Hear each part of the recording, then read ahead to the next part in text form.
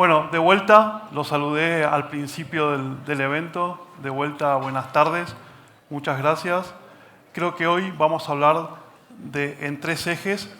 Las fintechs, cómo están impulsando la inclusión financiera y a través de su tecnología, cómo están haciendo disrupción en la industria financiera.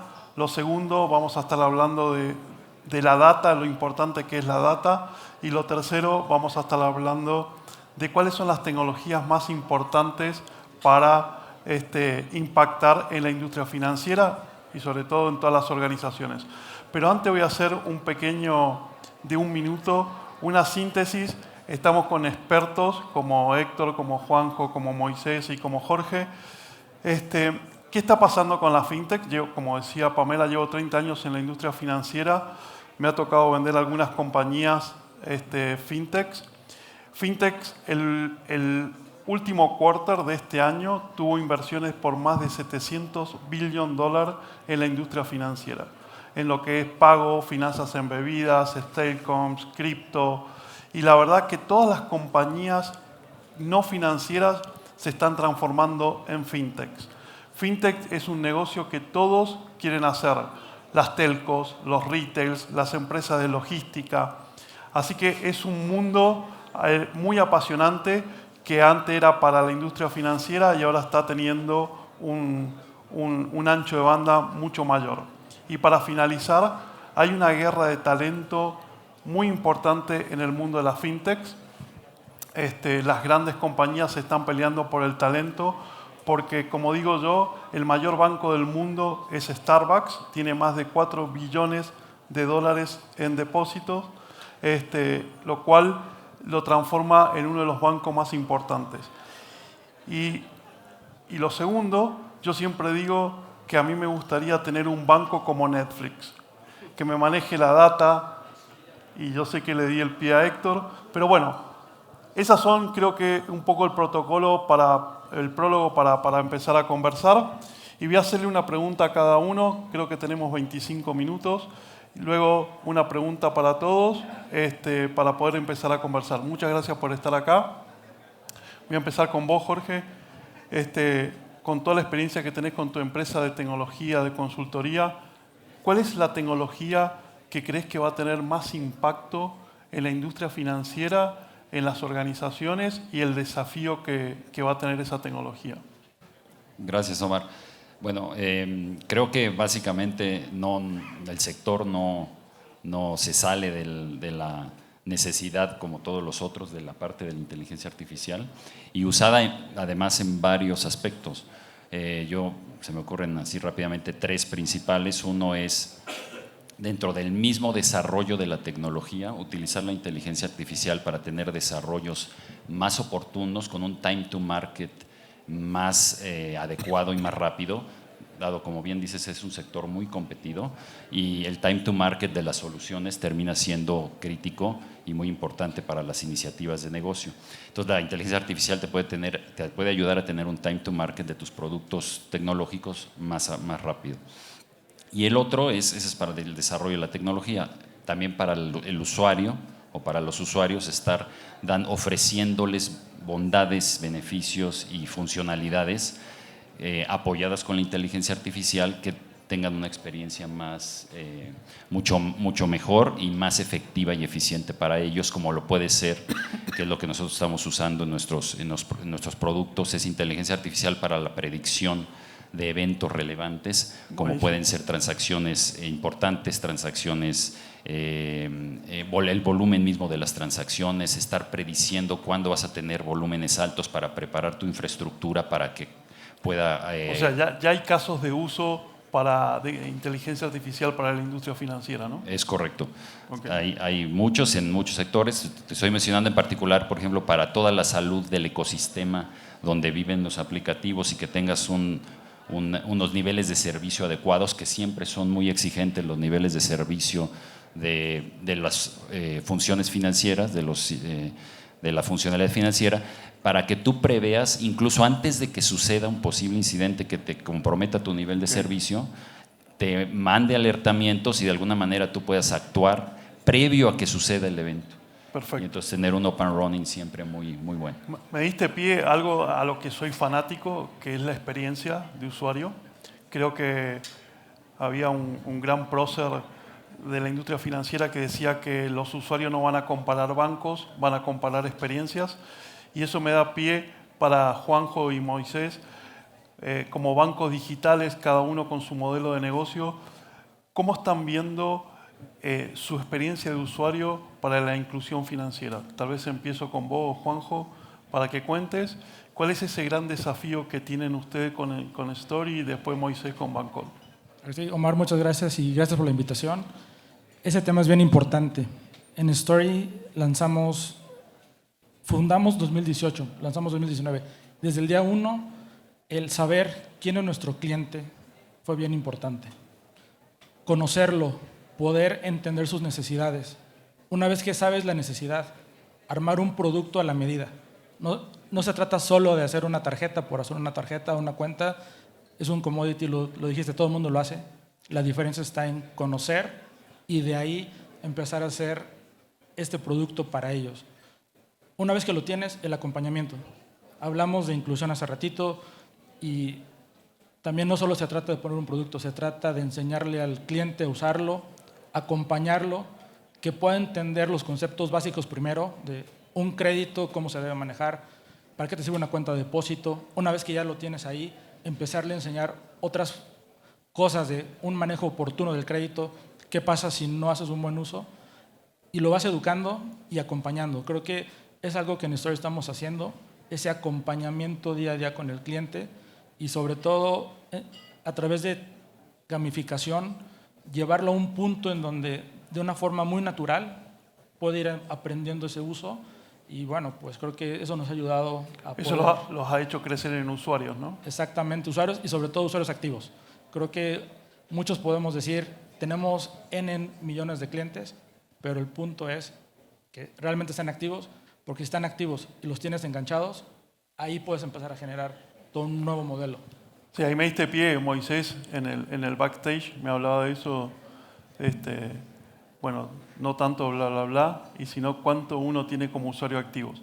Moisés, contanos un poquito la experiencia que trajiste de Asia hacia Latinoamérica, especialmente México, y la misma pregunta que le hacía a Juanjo, ¿cómo ves el tema de inclusión desde el lado de ustedes como banca digital, ¿no? Claro, gracias. Pues la verdad que casi 10 años en Asia nos abrieron los ojos a qué tan avanzados o qué tanto podemos avanzar en la interacción con los usuarios, con las empresas. Y hoy en día en Bancol lo que estamos haciendo más allá de eso, entonces es pues fomentar un ecosistema de usabilidad donde deben participar pues todos los agentes de la economía, que es justamente lo que pasa en Asia. Para nosotros la experiencia lo es todo.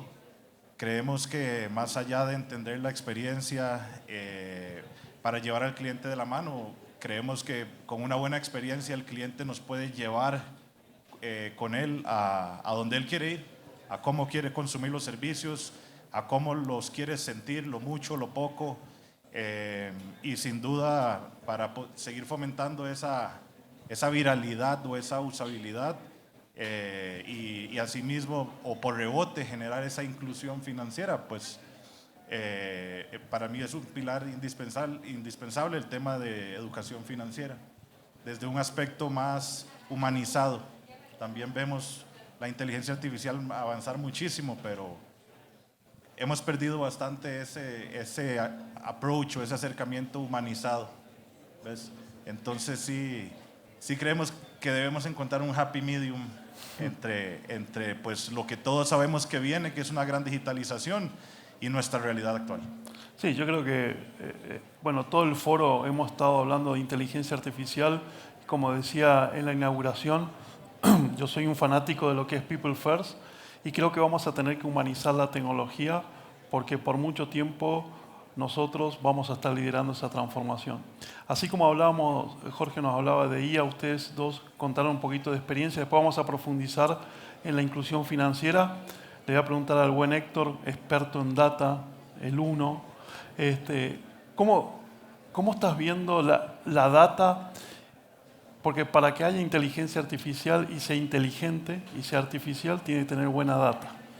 Entonces, ¿cuál es tu consejo? ¿Cuál es tu sugerencia? Obviamente para la industria financiera, pero nos va a servir para todos el manejo de una buena data. Pues lo dijiste muy bien, Omar. Es decir, inteligencia artificial, experiencia de usuario, conocer a tu cliente, entender qué productos, nichos, perfiles, todos son problemas asociados a la data. Y yo veo el problema desde dos puntas, desde dos lados, esta es mi opinión por supuesto, pero veo a la fintech como un usuario fundamental de data para después sobre esto montar ejercicios de procesos estocásticos o lo que llamamos inteligencia artificial y pronósticos y todo esto para poder entender a tu cliente y generar servicios personalizados.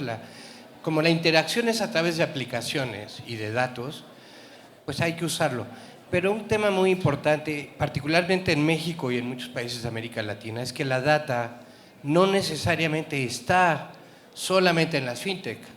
La data está dispersa, pero hay repositorios muy interesantes, muy importantes, que hay que aprender a usar y que están disponibles desde ya. Los repositorios fiscales, sin querer meterme a temas regulatorios, ¿no?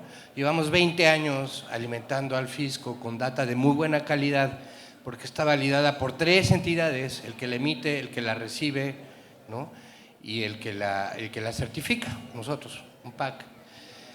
Y esta data, porque un problema con la data no solamente es la cantidad, es la calidad de la data, ¿no? Y de dónde la sacas. Y tenemos estos repositorios tan validados, tan estructurados, que además contienen el ADN de transacciones y personas físicas con actividad empresarial, te dicen quién es quién, cómo consume, dónde consume, cuánto dinero es capaz de gastar.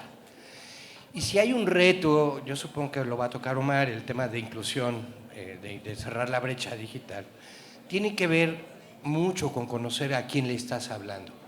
Y todo mundo tiene que emitir un comprobante fiscal digital por internet. Esa data es valiosísima. Entonces veo a la fintech como un productor de data muy valiosa, de la que se puede autonutrir, pero también como un usuario potencial de data que está disponible y que no necesariamente están usando.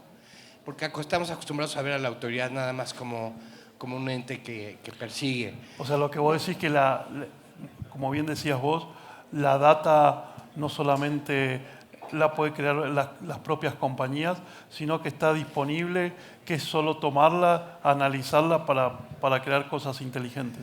Y además, data que está garantizada, porque para crear algo inteligente necesitas data inteligentemente creada, ¿no? Si no, esta inteligencia va a ser muy rara, No, yo creo que, y todas las compañías lo están haciendo, sobre todo en la industria financiera, por eso al principio decía, me encantaría tener un banco que sea Netflix, o quien sea, pero digamos, Netflix sabe toda la información tuya, tus gustos, etcétera, etcétera.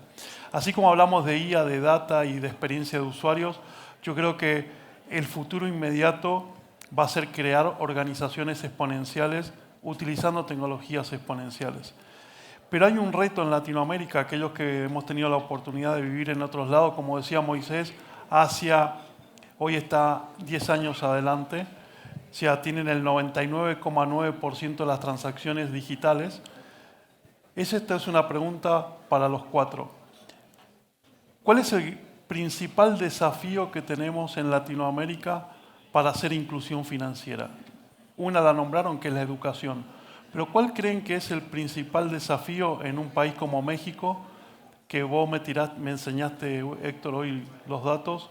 Me dijiste el 60% fuera del sistema financiero.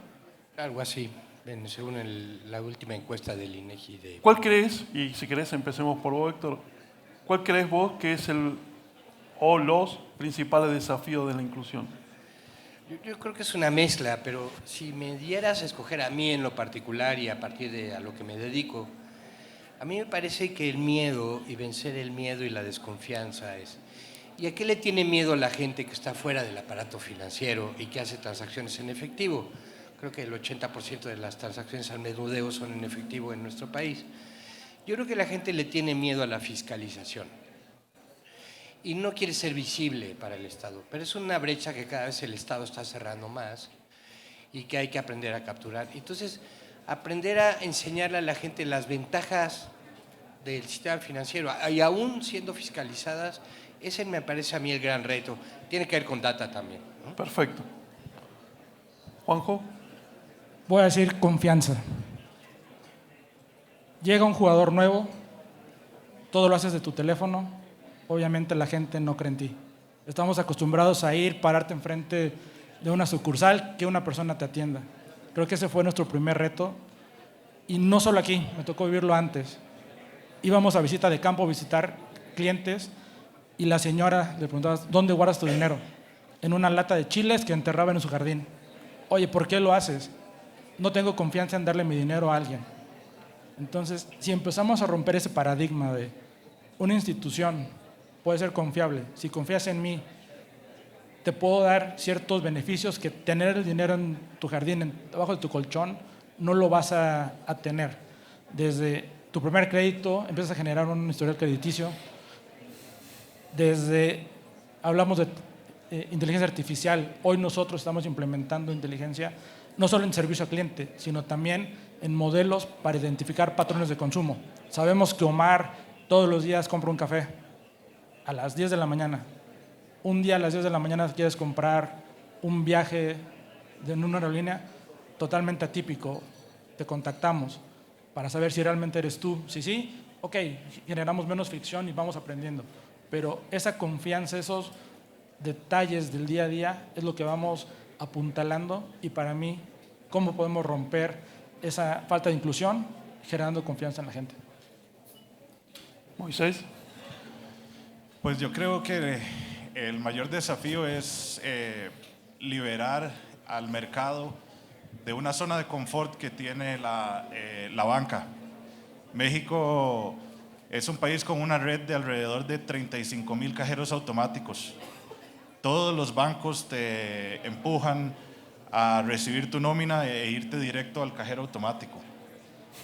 Porque al final todo ese efectivo regresa a los bancos desde la parte empresarial. Entonces, para mí nace desde ahí, desde que los bancos entiendan que el mercado debe evolucionar y por ende ellos deben pues fomentar mayor usabilidad, más allá de fomentar las largas filas en los cajeros todas las quincenas. Y por otro lado, pues el regulador debería humanizar esa parte, que fue justamente lo que hizo Asia. Si humanizan fomentar el uso de tecnologías para pagos o erradicar el efectivo, rápidamente pueden erradicar el tema de evasión fiscal y se puede generar incluso una rebaja en el costo fiscal, porque el problema fiscal no es de subir impuestos, es de colectarlos correctamente. Entonces, para mí el mayor desafío es liberarnos de eso, por un lado, y por otro lado, del juego limitado de la industria fintech a causa de las limitantes regulatorias. Ya no estamos hace 5 años o 10 años donde podía ser un fintech libre porque no había regulación ni podía ser disruptivo sin medida. Ya hoy en día, pues el país que esté más prematuro en regulación es el más peligroso, porque pues la ignorancia es la mayor amenaza para la sociedad. Omar, yo me quedo con la parte Está difícil de la tuya. Pues. No, yo me quedo con la parte de la educación financiera, porque me parece que sí es muy importante para llevar la bancarización a sectores que tradicionalmente no la tienen. Tiene mucho que ver con eso, porque aunque el número sí se ve muy impresionante en el sentido de que falta bancarizar a sector, en general a la población mexicana, si ya lo ves segregado en grupos de edad, cambia radicalmente el número. Y tú ves personas de 25 años o menos, el nivel de bancarización es muy alto, mucho gracias a las fintech que han dado esos productos y servicios financieros innovadores.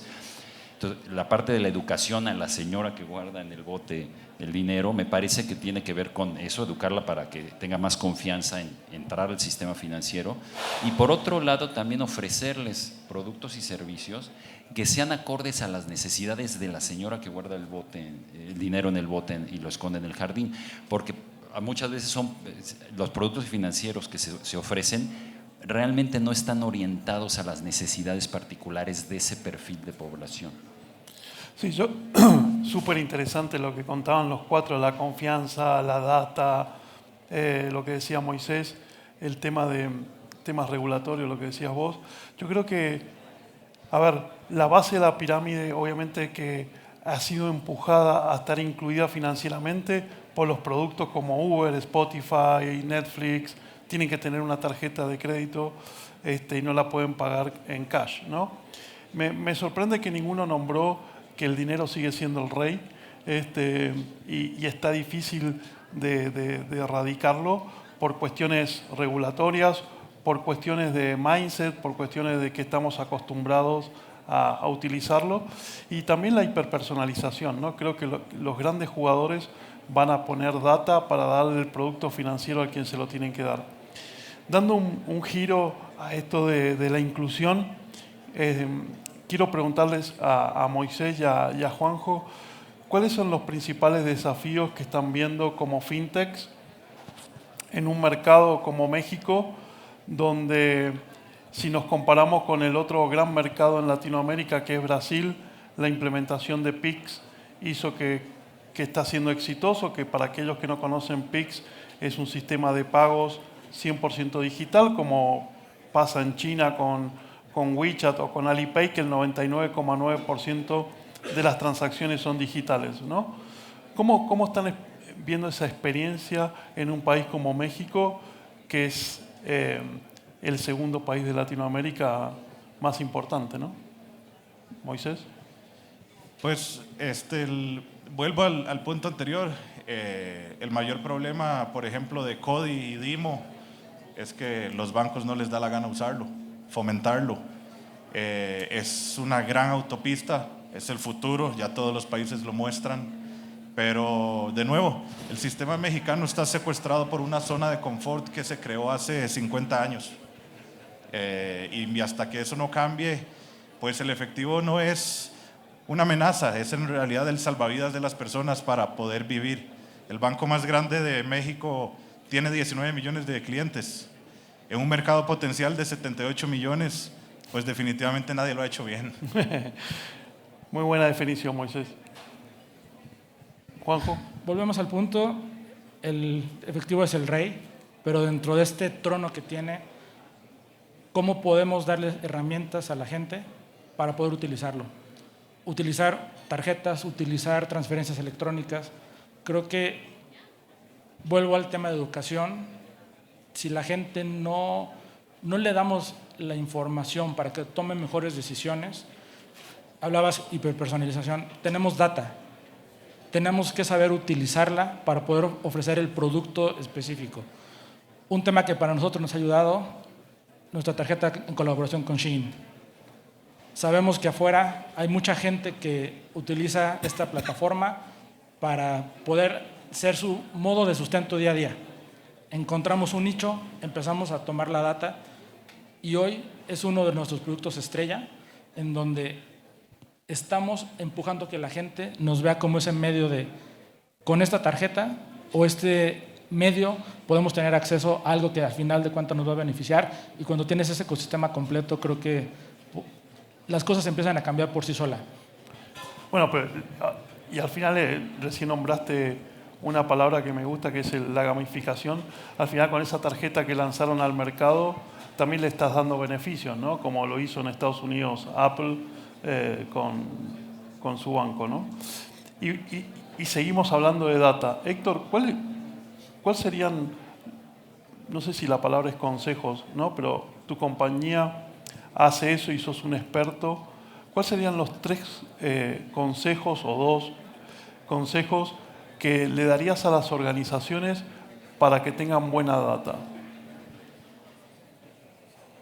Qué complicada pregunta, pero a ver si puedo. Mira, yo creo que la primera para FinTech o para cualquier compañía es crear un ecosistema sólido de datos.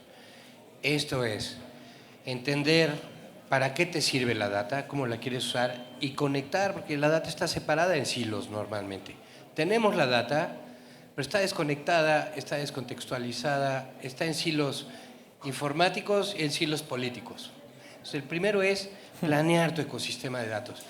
Y ese ecosistema de datos, el segundo es no pensarlo como una cosa aislada, conectarlo con lo que está pasando en el mercado. Has hablado de Netflix, has hablado de bancos como Starbucks y como Oxxo, y a partir de eso hay mucha data también disponible de manera pública. Y una ventaja es que además el uso de eso está regulado, lo que garantiza la calidad de la data. Entonces, esos serían mis consejos. Piensa en tu ecosistema de datos. No, y dijiste algo que nos pasa a muchos, que vamos a las compañías y la data está por silos, ¿no? Y me gustó algo que dijiste, a veces la data tiene definiciones políticas, ¿no? Hay gente que todavía cree que tener información es poder y no es hacer un customer experience mucho más importante. Ahí, Jorge, con tu compañía, me imagino que estás implementando muchos casos de uso con inteligencia artificial. ¿Con qué te encontrás? ¿Cuál es la mayor barrera de que las personas no quieran implementar IA o no quieran ser una compañía exponencial? Y me gustó lo que dijo Moisés, sigan secuestradas en una zona de confort. Se nota que como no somos locales. Me parece que una de las razones interesantes que se mencionaba incluso, interesante en el panel de inteligencia artificial que tuvimos hace un par de horas, es el que no necesariamente se visualiza el potencial que tienen estas tecnologías y no se liga directamente a los casos de negocio y cómo ese ingreso, cómo va a pagar en ingreso esas inversiones en tecnología. Me parece que ese es un reto interesante que hay que estar rompiendo y eso se puede hacer pues ahora sí que teniendo casos de éxito, casos de uso y cada vez se va avanzando de una manera mejor porque ya hay más ejemplos de cómo esas tecnologías van ayudando a los negocios a generar pues más ingresos. Nosotros en nuestros productos integramos inteligencia artificial y buscamos pues que realmente tengan un impacto económico positivo hacia nuestros clientes para que ellos vean el retorno de inversión de manera directa o lo más directa posible. Qué importante es poderle demostrar a las organizaciones que con la implementación de tecnología o de data, de experiencia de usuario, van a tener un retorno de la inversión, ¿no? Y sobre todo en su cliente interno, que son las personas. Para ir cerrando, esta es una pregunta para los cuatro, y no hemos hablado del futuro del dinero, ¿no? Más allá que cada uno dejó entrever su postura. ¿Cómo se imaginan un futuro de pagos, un futuro sin cash? ¿O cuál es el futuro que a ustedes les gustaría tener en un ecosistema financiero? Jorge.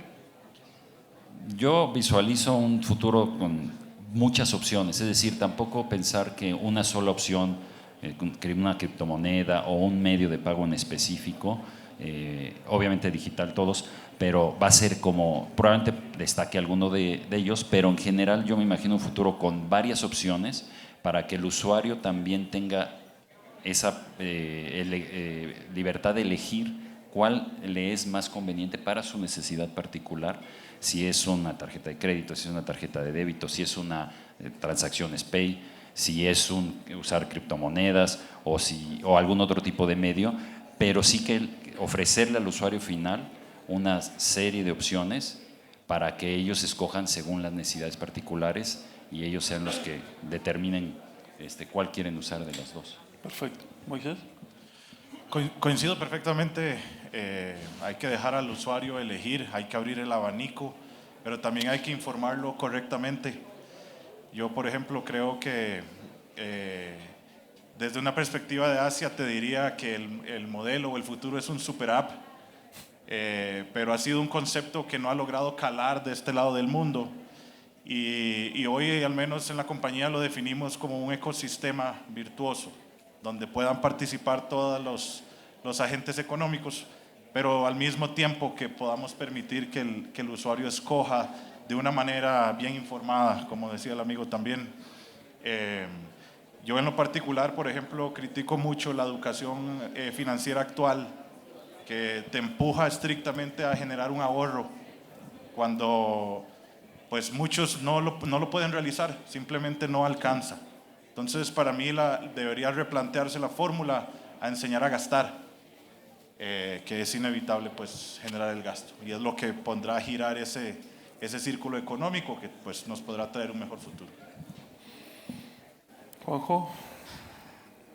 Sin lugar a dudas el dinero va a seguir, creo que inevitablemente, pero los medios que podamos entregar, si podemos digitalizar más, tarjetas tokenizadas, que tampoco hemos hablado mucho, experiencias como Dimo, como Cody, que también pueden acercar un poquito a este modelo asiático, y algo importante, educación, pero creo que educación desde la base. Todo el mundo hablamos de educación y lo hacemos en un momento en donde ya somos adultos, nadie nos enseña desde un niño realmente el valor de ahorrar, si puedes hacerlo, cómo gastar, cómo llegar a ciertas metas, y si podemos cambiar esa forma de pensar, creo que podemos dar esos pasos que necesitamos para poder quitar lo más que se pueda al efectivo. Interesante. Héctor. Pues lo dijiste muy bien, el dinero es el rey, pero yo creo que es un rey moribundo. Es un rey ya a punto de dejar herencia, y por una razón, como pasó en Asia, los hábitos de consumo no los automodifica el consumidor, los modifica el mercado. Que para tener Netflix necesites una tarjeta, y para poder pagar en Uber necesites una tarjeta, aunque todavía está abierta la posibilidad de efectivo. En la medida en que el mercado va cerrando las brechas y no va recibiendo el efectivo, como pasa ya en muchos estadios para comprar golosinas, y pasa para todo, pues este rey va a morir bien, ¿no? Va a dejar de ser necesario el dinero físico, ¿no? Es como una utopía que yo creo que no está muy lejos, y depende esencialmente del mercado y de las autoridades. La autoridad debería tener mucho interés en esto, porque el dinero trazable, el dinero medido, le ayuda a muchas, no me quiero meter en regulación, pero le ayuda a muchas cosas, no solamente el tema de recaudación, lavado de dinero, etcétera. Debería ser un promotor, que no está siendo todavía, ¿no? Pero lo será. Sí, la verdad que súper interesante. A mí el otro día me hacían esta pregunta y yo decía, y para cerrar, ¿cómo ves el futuro de payments, ¿no? ¿Cómo ves el futuro financiero? Y esto es lo mismo los chicos que están estudiando hoy en la universidad. Están estudiando de algo que no saben qué va a pasar, cuál va a ser su carrera profesional o su trabajo en 10 años. Porque claramente va a cambiar, está cambiando, va a ser totalmente disruptiva. A mí sí me gustaría dejar algo que lo hemos visto en otras partes del mundo, que las organizaciones y sobre todo el sistema financiero va a tener que crear plataformas, ecosistemas, y monetizar esos ecosistemas con esa plataforma. Netflix lo hizo perfecto, pensó en infraestructura del día 1, hizo un plan estratégico y hoy es una compañía que muchas marcas, muchas banderas le ofrecen toneladas de millones de dólares para sacar una tarjeta, y por ahora Netflix le dice que no. Yo les quiero agradecer, la verdad que he aprendido muchísimo. Gracias Héctor, gracias Juanjo, gracias Moisés, gracias Jorge. Ha sido un placer compartir el panel con ustedes y espero que ustedes lo hayan disfrutado. Muchas gracias. Gracias, Omar. Gracias, Antonio.